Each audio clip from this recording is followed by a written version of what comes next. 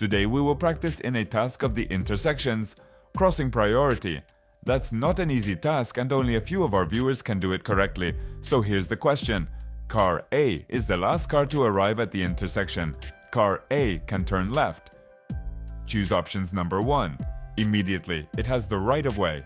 Number 2. Only if the other cars are turning right. Number 3. After it stops and yields to car B. And C. Number 4. After it stops and yields to car C. Only pause the video and write your answer in the comments at the end of the video. You will find out whether you're right or not. I'll set the timer and give you 10 seconds to think it over.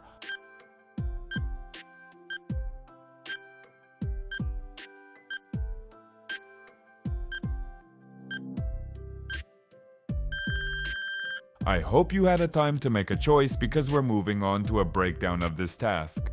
Here are 3 cars in the picture coming near to an intersection car.